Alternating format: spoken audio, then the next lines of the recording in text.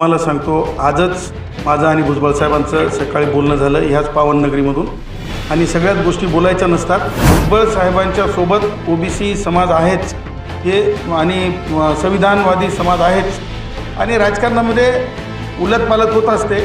मला म्हणायचं नाही त्या जरंगीला दिवाणी मोटरसारखं नाही आहे काम त्यांचं. दौरा करताय, दौऱ्याचं काय प्रयोजन आहे? तुळजाभवानीचाही आशीर्वाद घेतला, काय साकडं देवीकडे आपण घातलेलं आहे?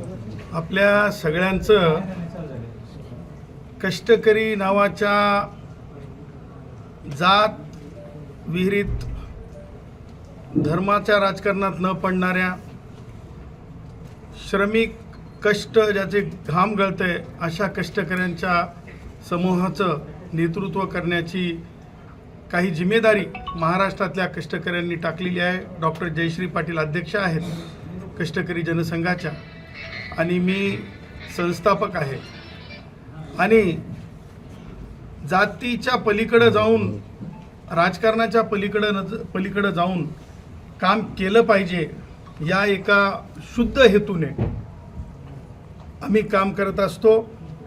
आणि राजकारणसुद्धा त्याच अनुषंगानं करणाऱ्या व्यक्तींसोबत सामान्यातल्या सामान्य हिंदू राष्ट्र भारत मानणाऱ्या व्यक्तींनी राहावं आणि सर्वंकष पदांवर तशीच व्यक्ती असावीत ह्यासाठी आम्ही आज नवस केलेला होता की महाराष्ट्रामध्ये राष्ट्रवादी काँग्रेसचे वयोवृद्ध पुढारी शरद पवार आणि उद्धव ठाकरे यांचे विचार आणि काँग्रेसी जे विचार आहेत जे अत्यंत घातक आहेत, काँग्रेसी विचार, अशा घातक काँग्रेसी विचारांचा समूळ नायनाट व्हावा आणि माननीय मुख्यमंत्री देवेंद्रजी महाराष्ट्राचे मुख्यमंत्री व्हावेत, त्याचबरोबर महायुतीची सत्ता यावी हे आम्ही जे आहे नवस केला होता. त्या नवसाची फेड करण्यासाठी, नवस फेडण्यासाठी आई तुळजा भवानी मंदिरामध्ये आज आम्ही पूजा केली, विधिवत पूजा केली आणि त्या पूजेकरिता आज येण्याचं औचित्य होतं. आणि आईकडं ही मागणी केलेली आहे की महाराष्ट्रातला कष्टकरी विद्यमान सरकारकडून सुखमय व्हावा आणि विद्यमान सरकारकडून कष्टकऱ्यांच्या, शेतकऱ्यांच्या, शेतमजुरांच्या जे प्रश्न आहेत ते लवकरात लवकर विद्यमान सरकारकडून निकाली निघावेत अशी पुन्हा एकदा आईकडे साकडं घातलेलं आहे, प्रार्थना केलेली आहे. तुम्ही एसटी कर्मचाऱ्यांच्या मागणीसाठी खूप मोठा पूर्वी लढा दिलेला आहे. महाविकास आघाडीचं सरकार असताना प्रामुख्यानं मोठी आंदोलनं झाली. आता तुमच्या विचाराचं सरकार आहे थोडक्यात, तर आता तुम्हाला सरकारकडून काय अपेक्षा आहेत आणि ते प्रश्न मिटलेत का? काय स्टेटस आहे त्यावर? त्यालाच लागून विलिनीकरणाचा मुद्दा असेल किंवा 7वा वेतन आयोगाचा मुद्दा असेल, आता आपली भूमिका किंवा सरकारकडे काय अपेक्षा असतील आपल्याला? बघा,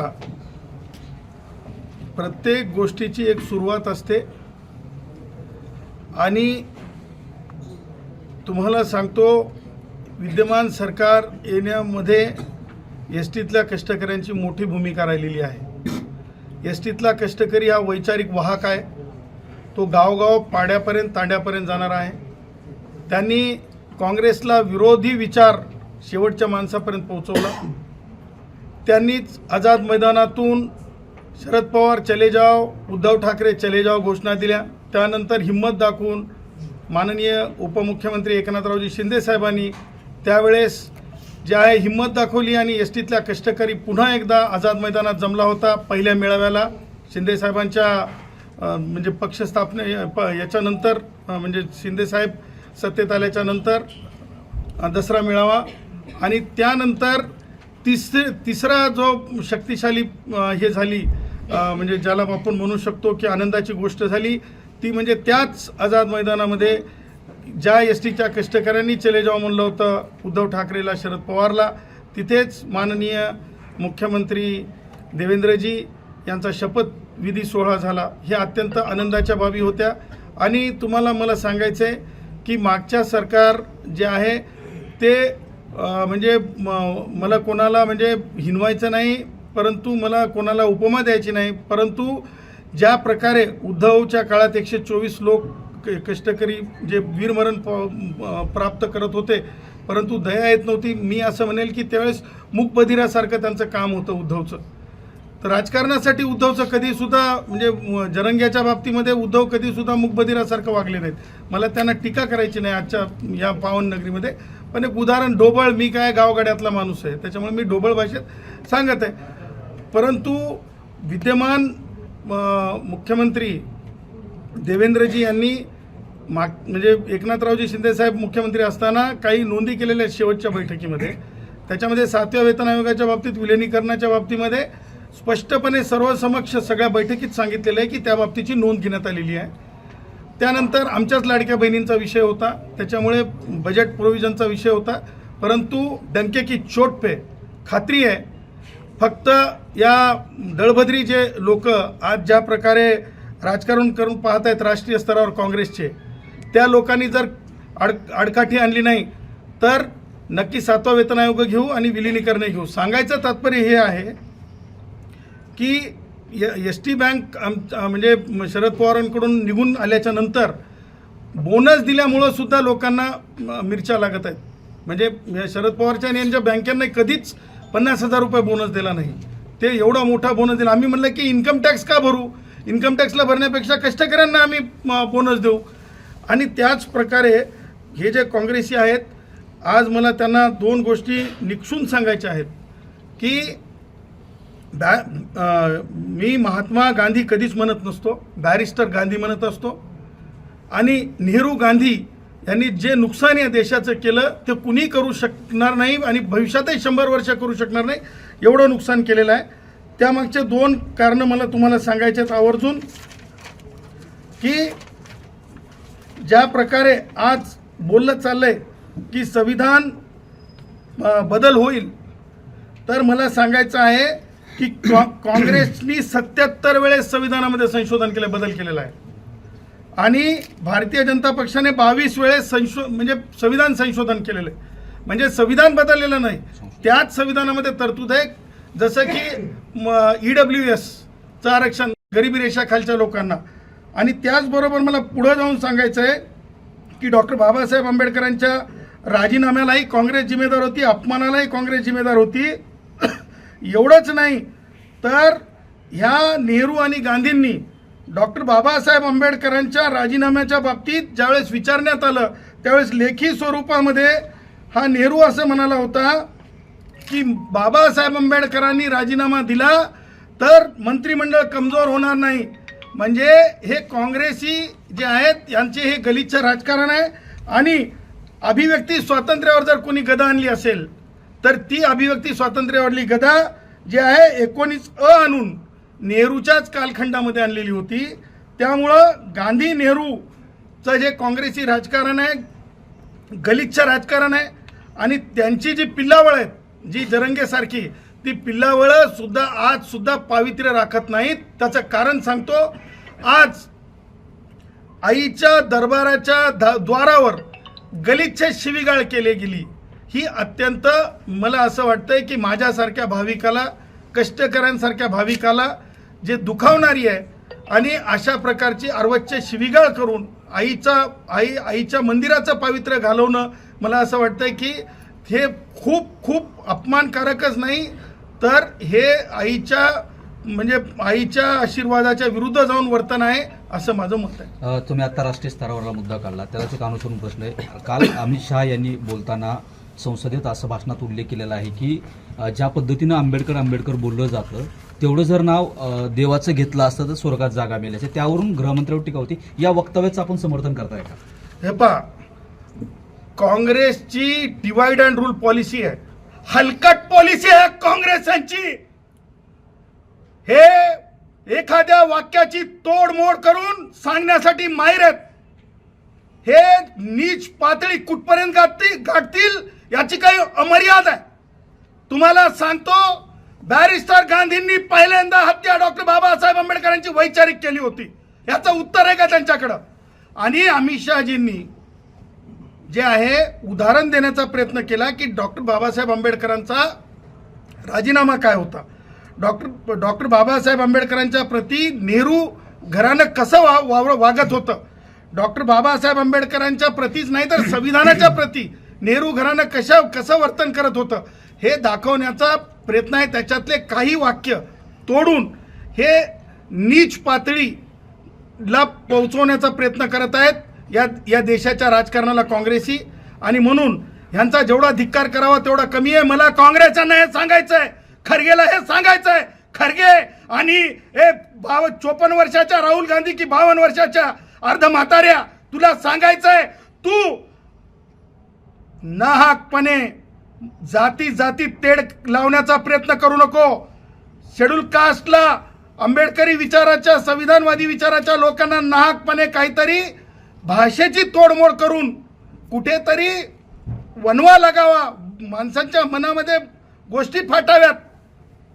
खरगे लक्षात ठेव, येणारे विद्यमान मुख्य न्यायमूर्ती शेड्यूल कास्ट समाजाचे असणार आहेत. हे संविधानाचा विजय आहे. खरगे, तुला मी सांगतो की भारताच्या सर्वोच्च न्यायालयामध्ये किती न्यायमूर्ती आजच्या तारखेला तपासून बघ. शेड्यूल कास्टचे, ओबीसीचे, महिला, हे काँग्रेसने कधी केलं का? उलट काँग्रेसने, खरगे, इतिहास तपासून बघ. संविधानामध्ये मी पहिला माणूस होतो सांगणारा की संविधानाच्या पानावर रामराज्य रेखाटलेलं आहे. हे मी सांगितलेलं, मी ओपन केलं होतं. आणि आज अमित शहाजींनी सुद्धा त्या गोष्टीचा दुजोरा दिलाय, त्या गोष्टीवर चर्चा केलेली आहे.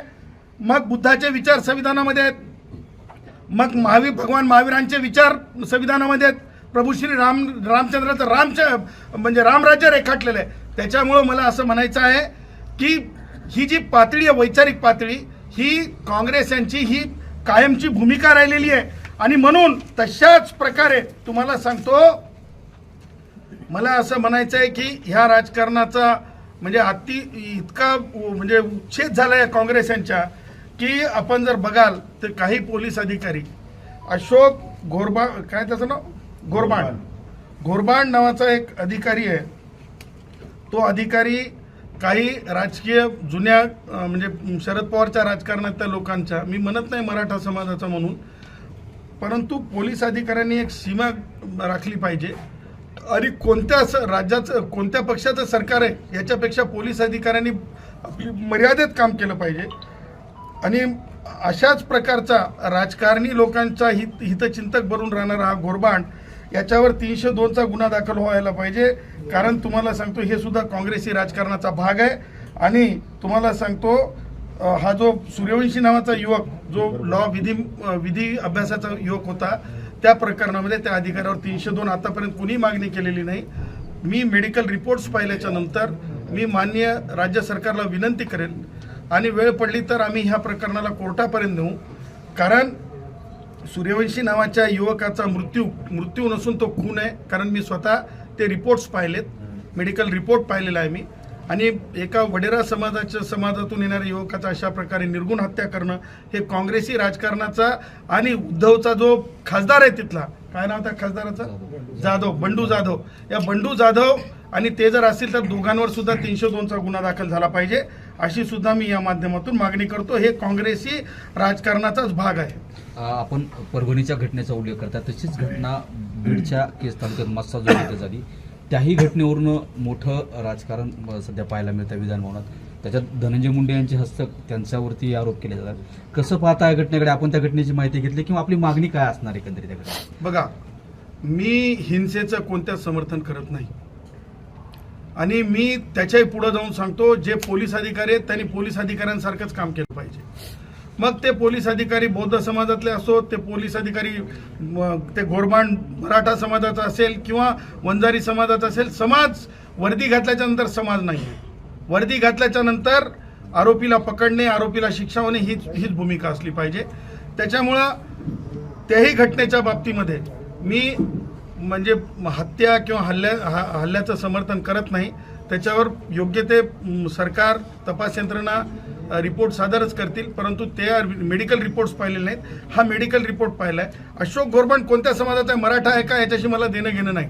परंतु अशोक घोरबाण याच्यावर 302चा गुन्हा दाखल झाला पाहिजे, अशी माझी स्पष्ट मागणी आहे. सरकारकडून एक शेवटचा प्रश्न आहे की सरकारकडून तुमची नेमकी काय मागणी असणार आहे, प्रामुख्यानं एसटी कर्मचाऱ्यांच्या संदर्भात? बघा, एसटीतला कष्टकरी आहे ना, तो संघटित आहे. एसटीतला कष्टकरी आहे ना, मागण्या सरकारकडे म्हणजे अत्यंत त्यांच्या कर्तृत्वावर, एस टीतल्या कष्टकऱ्यांच्या कर्तृत्वावर मागण्या ठेवील आणि 7वा वेतन आयोग एस टीतला कष्टकरी प्रामुख्यानं लवकरात लवकर पदरात पाडून घेईल.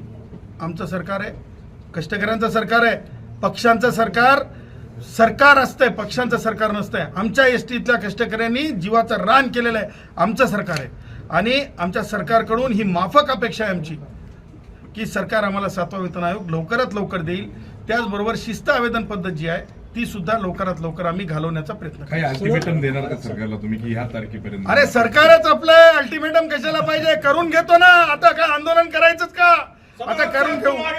हम तुम्हारे साथ हैं, तुम आगे बढ़ो, हम तुम्हारे साथ हैं. वंदे मातरम, वंदे मातरम. एसटी कष्टकरी जनसंघाचा विजय असो, एसटी कष्टकरी जनसंघाचा विजय असो. जय श्रीराम, जय श्रीराम. छगन भुजबळांना अमित शहांनी आज राज्यसभेत भाषण करताना आंबेडकरांचं नाव भाषण झालं का? ठीक आहे, मी साहेब हुशार. शेवटचा प्रश्न आहे. आज ओबीसी नेते छगन भुजबळ आहेत, त्यांना मंत्रिपद न दिल्यामुळं ते नाराज आहेत. मोठी भूमिका जी आहे ती छगन भुजबळ घेण्याच्या तयारीत आहेत. कसं पाहता भुजबळांच्या भूमिकेकडे? ओबीसी नेते आहेत. भुजबळ साहेब मोठे नेते आहेत, अभ्यासक आहेत, संविधान अभ्यासक आहेत, म्हणजे फुले शाहू आंबेडकर चरित्राचे अभ्यासक आहेत. तुम्हाला सांगतो, आजच माझं आणि भुजबळ साहेबांचं सकाळी बोलणं झालं ह्याच पावननगरीमधून.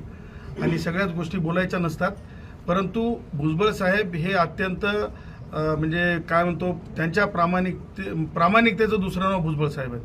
त्याच्यामुळं भुजबळ साहेबांच्या सोबत ओबीसी समाज आहेच हे, आणि संविधानवादी समाज आहेच, आणि राजकारणामध्ये उलटपालट होत असते.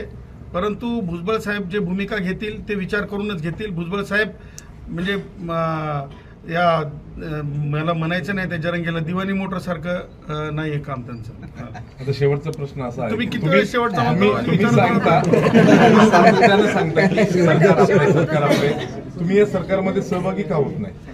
सर, माझं जे तुम्हाला सांगतो की आपले कामगार विश्वामध्ये भारतरत्न डॉक्टर बाबासाहेब आंबेडकरांसोबत दत्तोपंजी ठेंगडी होते. त्यानंतर ते राष्ट्रीय स्वयंसेवक संघात आले. आधी ते बाबासाहेब आंबेडकरांसोबत होते. तर ठेंगडी साहेबांचं एक हे आहे, म्हणणं आहे की सातत्यानं कष्टकऱ्यांसाठी काम करणाऱ्यांनी सरकार जरी आपले असले तरी आवाज उचलण्यासाठी स्वतंत्रता ठेवली पाहिजे. त्याच्यासाठी मला राजकीय फार हवस नाही. आणि आमदारला काय, आमदाराची किती मर्यादा राहते हो मला सांगा बरं. या जिल्ह्यातले आमदार मला सांगा, चंद्रपूरमधले लोक ओळखतात का? पण गुणरत्न बोलताय, और हम कौन से खानदान से आते हैं तुम्हें तो पता है. Thank you sir, thank you.